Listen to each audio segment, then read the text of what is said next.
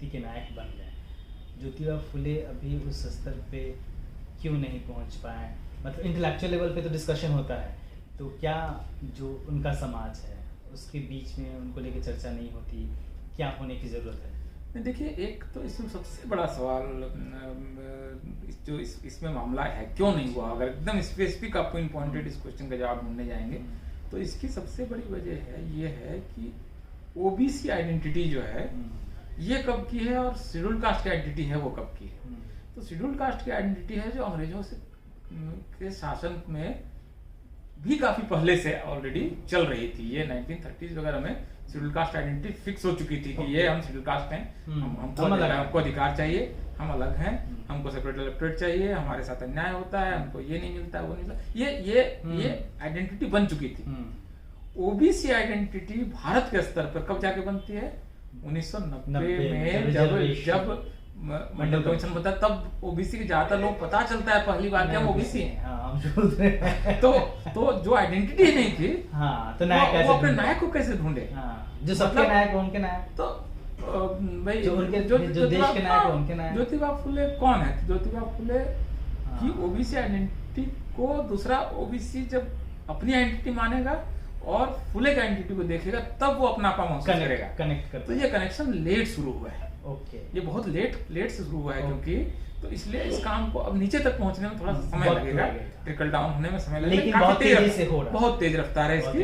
और ज्योतिबा फुले अब इस समय कोई भी मिडराइट फंक्शन भी हो रहा है। और खास करके देखिए दूसरी बहुत महत्वपूर्ण बात यह है कि ज्योतिबा फुले को स्थापित करने में बाबा साहब और काशीराम साहब का निर्णायक योगदान है। बाबा साहब ने अपने जो 3 गुरुओं की पहचान की उसमें एक गुरु के तौर पर ज्योतिबा फुले को चिन्हित किया है। उनके समाज ने और उन्होंने मतलब उस दौर का सबसे श्रेष्ठ शूद्र के रूप में ज्योतिबा फुले को उन्होंने चिन्हित किया है।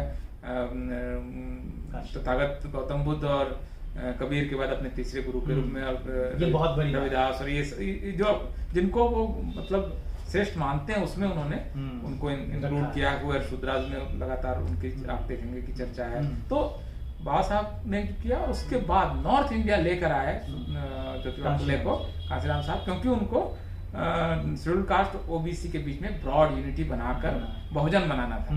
तो बहुजन बनाने के लिए आप भारत की 52% आबादी को तो साथ लाएंगे तभी बहुजन बनेगा। तो ये चूंकि उनका प्रोजेक्ट था तो इन्होंने ज्योतिबा फुले को, साहू महाराज को, इन सबको वो नॉर्थ लेकर आए, नारायण गुरु को। ये सारे ओबीसीज हैं, ये सारे आइकन्स जो हैं ओबीसी आइकन्स को वो लेकर आए और ओबीसी के साथ उन्होंने एक यूनिटी बनाई और बहुत चमत्कारिक असर दिखाया। आज वो आंदोलन कहाँ है, इसकी आप राजनीतिक रूप से कहाँ इसको छोड़ दीजिए, लेकिन सामाजिक रूप से इसका असर अभी भी बहुत है और लोगों ने वो लगातार मजबूत हो रहा है। निश्चित रूप से उसका असर है। अगर पूरे समाज की प्रक्रिया के तौर पे देखें तो उसका निश्चित रूप से बहुत असर है। सर बहुत बहुत धन्यवाद आपका, क्लियर किया आपने। तो निश्चित तौर पे बाबा साहब अम्बेडकर और ज्योतिबा फुले दोनों एक बड़े नायक हैं जिनको साथ में देखने की ज़रूरत है और दोनों की अपनी अपनी भूमिका रही है अपने अपने वक्त में। और अम्बेडकर जयंती भी है, ज्योतिबा फुले जी की भी जयंती है, तो दोनों जयंतियों की हम दोनों की तरफ से आप लोगों को बहुत बहुत बधाई। बहुत बहुत बधाई। देखते रहिए द न्यूज़ तक।